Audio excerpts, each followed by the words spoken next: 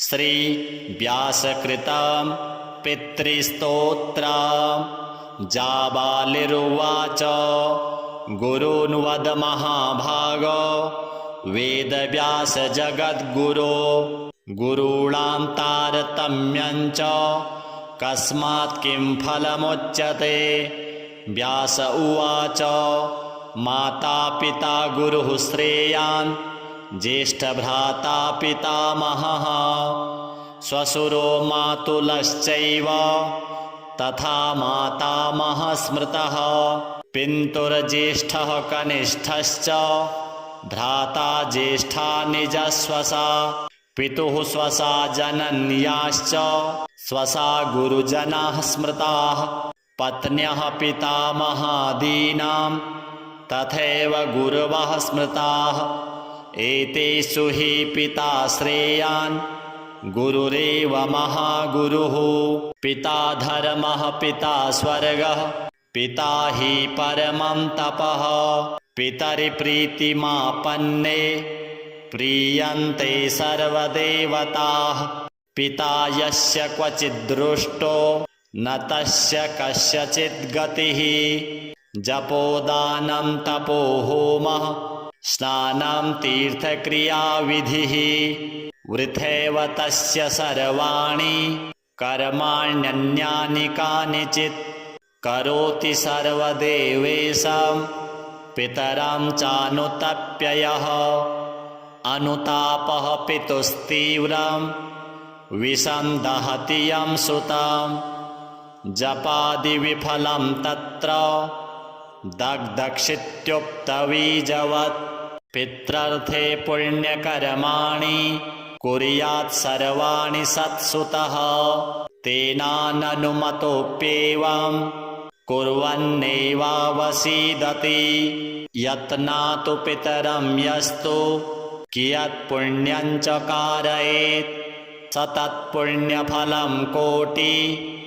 गुणमाप्नोत्यसंशयम्। शृणु वक्ष्ये पितुः स्तोत्रम् विष्णवे ब्रह्मणोदितं। नाभिपद्मोद्भवो येन तुष्टाव पितरं सतं। ब्रह्मोवाच ॐ नमः पित्रे जन्मदात्रे सर्वदेवमयाय च सुखदाय प्रसन्नाय सुप्रीताय महात्मने सर्वयज्ञस्वरूपाय स्वर्गाय परमेष्ठिने सर्वतीर्थावलोकाय करुणासागराय च नमः सदासुतोषाय शिवरूपाय ते नमः। सदा पराधक्षमिणे सुखाय सुखदाय च दुर्लभं मानुषमिदं येन लब्धं मया वपुः। संभावनीयं धर्मार्थे तस्मै पित्रे नमो नमः। तीर्थस्नानतपो होम जपादि यस्य दर्शनं महागुरोश्च गुरवे तस्मै पित्रे नमो नमः। यस्य प्रणामस्तवनात् कोटिशः पितृतर्पणम् अश्वमेधशतैस्तुल्यं तस्मै पित्रे नमो नमः। इदं स्तोत्रं पितुः पुण्यं यः पठेत् प्रयतो नरः। प्रत्यहं प्रातरुत्थाय पितृश्राद्धदिनेऽपि च स्वजन्मदिवसे साक्षात् पितुरग्रे स्थितोऽपि वा न तस्य दुर्लभं किञ्चित् सर्वज्ञतादिवाञ्छितं। नानापकर्म कृत्वापि यः स्तौति पितरं सुतः स ध्रुवं प्रविधायैव प्रायश्चित्तं सुखी भवेत्। पितुः प्रीतिकरो नित्यं सर्वकर्माण्यथार्हति। जाबालिरुवाच गुरून्वद महाभागो वेदव्यास जगद्गुरो गुरूणां तारतम्यं च कस्मात् किं फलमुच्यते। व्यास उवाच माता पिता गुरुः श्रेयान् ज्येष्ठभ्राता पितामहः श्वशुरो मातुलश्चैव तथा मातामहः स्मृतः पितुर्ज्येष्ठः कनिष्ठश्च भ्राता ज्येष्ठा निजश्वसा पितुः स्वसा जनन्याश्च स्वसा गुरुजनाः स्मृताः पत्न्यः पितामहादीनां तथैव गुरवः स्मृताः एतेषु हि पिता श्रेयान् गुरुरेव महागुरुः पिता धर्मः पिता स्वर्गः पिता हि परमं तपः पितरिप्रीतिमापन्ने प्रीयन्ते सर्वदेवताः पिता यस्य क्वचिद्दृष्टो न तस्य कस्यचित् गतिः जपोदानं तपो होमः स्नानं तीर्थक्रियाविधिः वृथैव तस्य सर्वाणि कर्माण्यन्यानि कानिचित् करोति सर्वदेवेषां पितरं चानुतप्ययः अनुतापः पितुस्तीव्रं विषं दहति यं सुतं जपादिविफलं तत्र दग्धक्षित्युक्तबीजवत् पित्रर्थे पुण्यकर्माणि कुर्यात् सर्वाणि सत्सुतः तेनाननुमतोऽप्येवं कुर्वन्नेवावसीदति यत्नातु पितरं यस्तु कियत् पुण्यं च कारयेत् स तत्पुण्यफलं कोटि गुणमाप्नोत्यसंशयम् शृणु वक्षे पितुः स्तोत्रं विष्णवे ब्रह्मणोदितं नाभिपद्मोद्भवो येन तुष्टाव पितरं सतं ब्रह्मोवाच ॐ नमः पित्रे जन्मदात्रे सर्वदेवमयाय च सुखदाय प्रसन्नाय सुप्रीताय महात्मने सर्वयज्ञस्वरूपाय स्वर्गाय परमेष्ठिने सर्वतीर्थावलोकाय करुणासागराय च नमः सदासुतोषाय शिवरूपाय ते नमः सदापराधक्षमिणे सुखाय सुखदाय च दुर्लभं मानुषमिदं येन लब्धं मया वपुः संभावनीयं धर्मार्थे तस्मै पित्रे नमो नमः तीर्थस्नानतपो होम जपादि यस्य दर्शनं महागुरोश्च गुरवे तस्मै पित्रे नमो नमः यस्य प्रणामस्तवनात् कोटिशः पितृतर्पणम् अश्वमेधशतैस्तुल्यं तस्मै पित्रे नमो नमः इदं स्तोत्रं पितुः पुण्यं यः पठेत् प्रयतो नरः प्रत्यहं प्रातरुत्थाय पितृश्राद्धदिनेऽपि च स्वजन्मदिवसे साक्षात् पितुरग्रे स्थितोऽपि वा न तस्य दुर्लभं किञ्चित् सर्वज्ञतादिवाञ्छितं नानापकर्म कृत्वापि यः स्तौति पितरं सुतः स ध्रुवं प्रविधायेव प्रायश्चित्तं सुखी भवेत् पितुः प्रीतिकरो नित्यं सर्वकर्माण्यथार्हति जाबालिरुवाच गुरून्वद महाभाग वेदव्यास जगद्गुरो गुरूणां तारतम्यं च कस्मात् किं फलमुच्यते व्यास उवाच माता पिता गुरुः श्रेयान् ज्येष्ठभ्राता पितामहः श्वशुरो मातुलश्चैव तथा मातामहः स्मृतः पितुर्ज्येष्ठः कनिष्ठश्च भ्राता ज्येष्ठा निजस्वसा पितुः स्वसा जनन्याश्च स्वसा गुरुजनाः स्मृताः पत्न्यः पितामहादीनां तथैव गुरवः स्मृताः एतेषु हि पिता श्रेयान् गुरुरेव महागुरुः पिता धर्मः पिता स्वर्गः पिता हि परमं तपः पितरि प्रीतिमापन्ने प्रीयन्ते सर्वदेवताः पिता यस्य क्वचिद्दृष्टो न तस्य कस्यचित् गतिः जपोदानं तपो होमः स्नानं तीर्थक्रियाविधिः वृथैव तस्य सर्वाणि कर्माण्यन्यानि कानिचित् करोति सर्वदेवेषां पितरं चानुतप्ययः अनुतापः पितुस्तीव्रं विषं दहति यं सुतं जपादिविफलं तत्र दग्धक्षित्युक्तबीजवत् पित्रर्थे पुण्यकर्माणि कुर्यात् सर्वाणि सत्सुतः तेनाननुमतोऽप्येवं कुर्वन्नेवावसीदति यत्नातु पितरं यस्तु कियत् पुण्यं च कारयेत् स तत्पुण्यफलं कोटि गुणमाप्नोत्यसंशयं शृणु वक्ष्ये पितुः स्तोत्रं विष्णवे ब्रह्मणोदितं नाभिपद्मोद्भवो येन तुष्टाव पितरं सतं ब्रह्मोवाच ॐ नमः पित्रे जन्मदात्रे सर्वदेवमयाय च सुखदाय प्रसन्नाय सुप्रीताय महात्मने सर्वयज्ञस्वरूपाय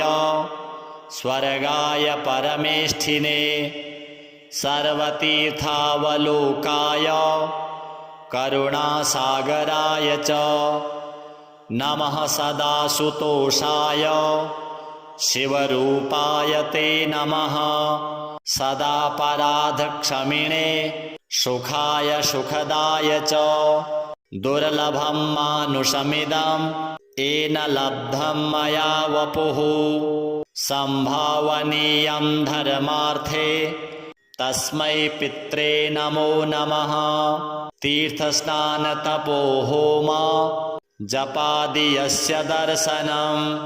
महागुरोश्च गुरवे तस्मै पित्रे नमो नमः यस्य प्रणामस्तवनात् कोटिशः पितृतर्पणम् अश्वमेधशतैस्तुल्यं तस्मै पित्रे नमो नमः इदं स्तोत्रं पितुः पुण्यं यः पठेत् प्रयतो नरः प्रत्यहं प्रातरुत्थाय पितृश्राद्धदिनेऽपि च स्वजन्मदिवसे साक्षात् पितुरग्रे स्थितोऽपि वा न तस्य दुर्लभं किञ्चित् सर्वज्ञतादिवाञ्छितं नानापकर्म कृत्वापि यः स्तौति पितरं सुतः स ध्रुवं प्रविधायेव प्रायश्चित्तं सुखी भवेत् पितुः प्रीतिकरो नित्यं सर्वकर्माण्यथार्हति जाबालिरुवाच गुरून् वद महाभाग वेदव्यास जगद्गुरो गुरूणां तारतम्यं च कस्मात् किं फलमुच्यते व्यास उवाच माता पिता गुरुः श्रेयान् ज्येष्ठभ्राता पितामहः श्वशुरो मातुलश्चैव तथा मातामहः स्मृतः पितुर्ज्येष्ठः कनिष्ठश्च भ्राता ज्येष्ठा निजस्वसा पितुः स्वसा जनन्याश्च स्वसा गुरुजनाः स्मृताः पत्न्यः पितामहादीनां तथैव गुरवः स्मृताः एतेषु हि पिता श्रेयान् गुरुरेव महागुरुः पिता धर्मः पिता स्वर्गः पिता हि परमं तपः पितरिप्रीतिमापन्ने प्रीयन्ते सर्वदेवताः पिता यस्य क्वचिद्दृष्टो न तस्य कस्यचित् गतिः जपोदानं तपो होमः स्नानं तीर्थक्रियाविधिः वृथैव तस्य सर्वाणि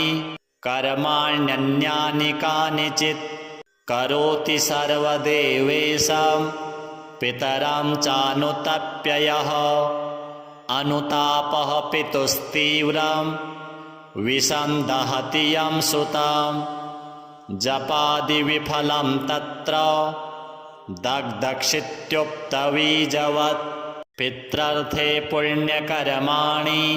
कुर्यात् सर्वाणि सत्सुतः तेनाननुमतोऽप्येवं कुर्वन्नेवावसीदति यत्नातु पितरं यस्तु कियत् पुण्यं च कारयेत् स तत्पुण्यफलं कोटि गुणमाप्नोत्यसंशयम् शृणु वक्ष्ये पितुः स्तोत्रं विष्णवे ब्रह्मणोदितं नाभिपद्मोद्भवो येन तुष्टाव पितरं सतं ब्रह्मोवाच ॐ नमः पित्रे जन्मदात्रे सर्वदेवमयाय च सुखदाय प्रसन्नाय सुप्रीताय महात्मने सर्वयज्ञस्वरूपाय स्वर्गाय परमेष्ठिने सर्वतीर्थावलोकाय करुणासागराय च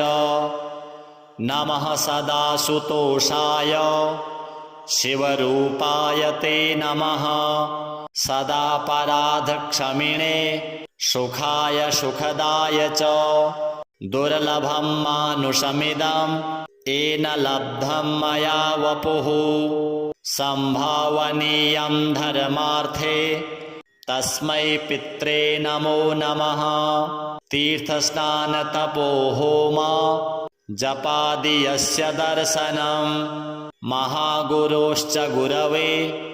तस्मै पित्रे नमो नमः यस्य प्रणामस्तवनात् कोटिशः पितृतर्पणम् अश्वमेधशतैस्तुल्यं तस्मै पित्रे नमो नमः इदं स्तोत्रं पितुः पुण्यं यः पठेत् प्रयतो नरः प्रत्यहं प्रातरुत्थाय पितृश्राद्धदिनेऽपि च स्वजन्मदिवसे साक्षात् पितुरग्रे स्थितोऽपि वा न तस्य दुर्लभं किञ्चित् सर्वज्ञतादिवाञ्छितं नानापकर्म कृत्वापि यः स्तौति पितरं सुतः स ध्रुवं प्रविधायेव प्रायश्चित्तं सुखी भवेत् पितुः प्रीतिकरो नित्यं सर्वकर्माण्यथार्हति जाबालिरुवाच गुरून्वद महाभागो वेदव्यास जगद्गुरो गुरूणां तारतम्यं च कस्मात् किं फलमुच्यते व्यास उवाच माता पिता गुरुः श्रेयान् ज्येष्ठभ्राता पितामहः श्वशुरो मातुलश्चैव तथा मातामहः स्मृतः पितुर्ज्येष्ठः कनिष्ठश्च भ्राता ज्येष्ठा निजस्वसा पितुः स्वसा जनन्याश्च स्वसा गुरुजनाः स्मृताः पत्न्यः पितामहादीनां तथैव गुरवः स्मृताः एतेषु हि पिता श्रेयान् गुरुरेव महागुरुः पिता धर्मः पिता स्वर्गः पिता हि परमं तपः पितरिप्रीतिमापन्ने प्रीयन्ते सर्वदेवताः पिता यस्य क्वचिद्दृष्टो न तस्य कस्यचित् गतिः जपोदानं तपो होमः स्नानं तीर्थक्रियाविधिः वृथैव तस्य सर्वाणि कर्माण्यन्यानि कानिचित् करोति सर्वदेवेशं पितरं चानुतप्ययः अनुतापः पितुस्तीव्रं विषं दहति यं सुतं जपादिविफलं तत्र दग्धक्षित्युक्तबीजवत् पित्रर्थे पुण्यकर्माणि कुर्यात् सर्वाणि सत्सुतः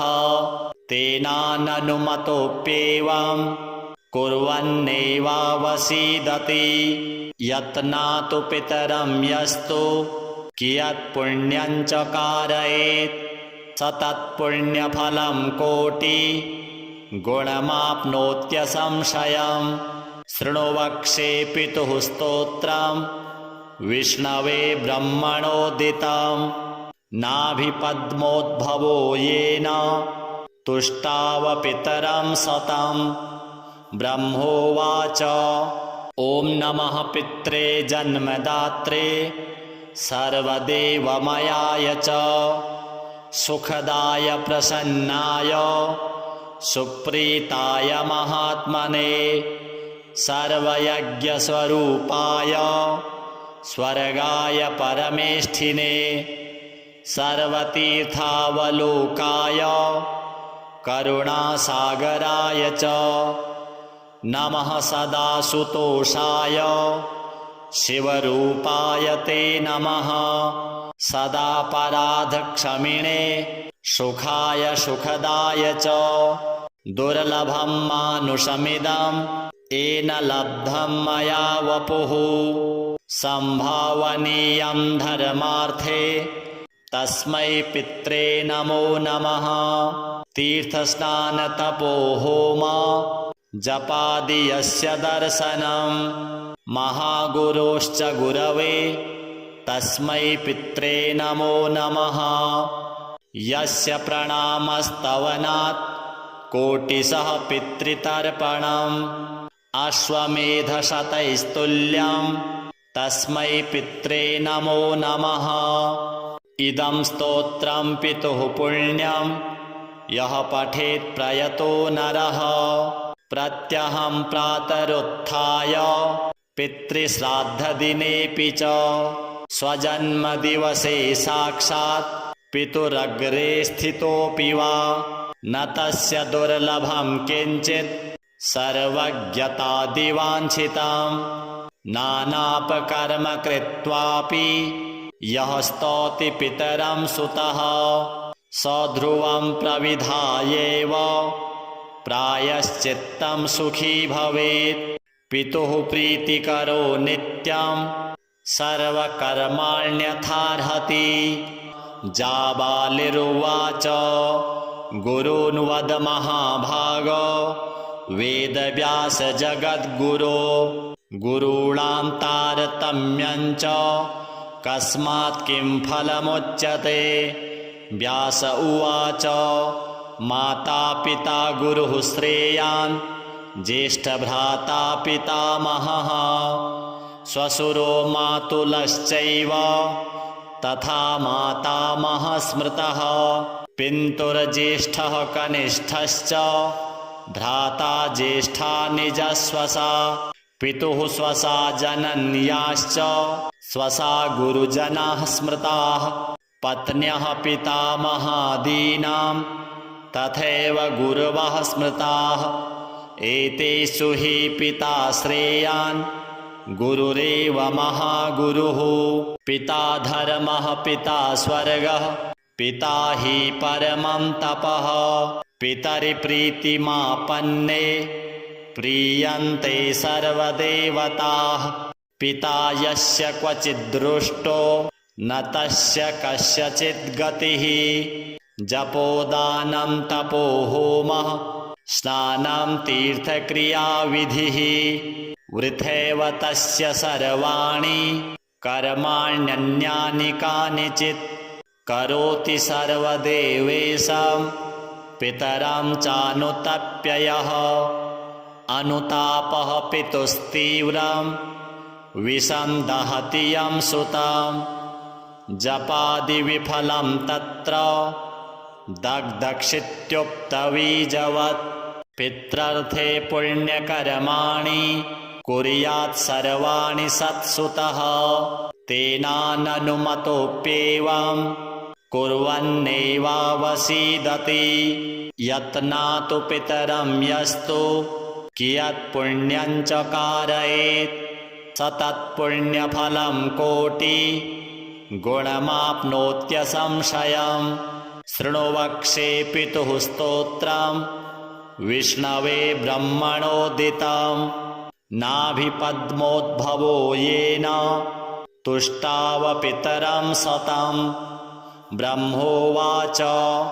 ॐ नमः पित्रे जन्मदात्रे सर्वदेवमयाय च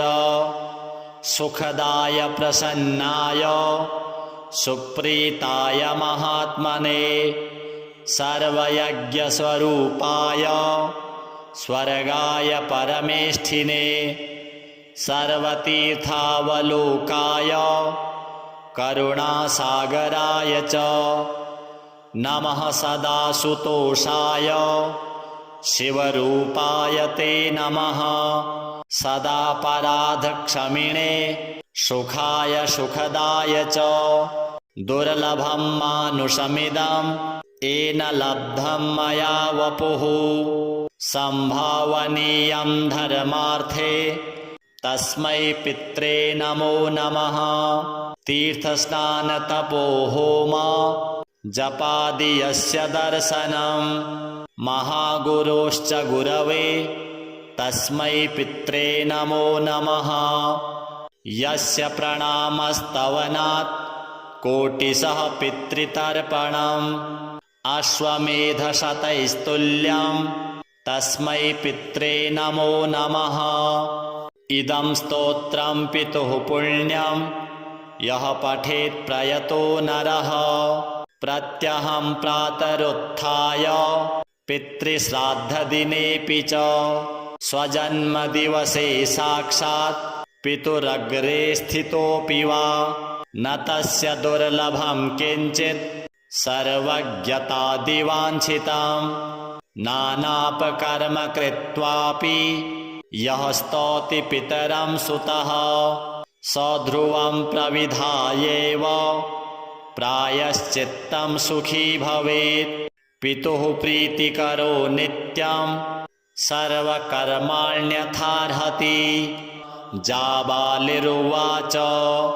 गुरून्वद महाभागो वेदव्यास जगद्गुरो गुरूणां तारतम्यं च कस्मात् किं फलमुच्यते व्यास उवाच माता पिता गुरुः श्रेयान् ज्येष्ठभ्राता पितामहः श्वशुरो मातुलश्चैव तथा मातामहः स्मृतः पितुर्ज्येष्ठः कनिष्ठश्च भ्राता ज्येष्ठा निजश्वसा पितुः स्वसा जनन्याश्च स्वसा गुरुजनाः स्मृताः पत्न्यः पितामहादीनां तथैव गुरवः स्मृताः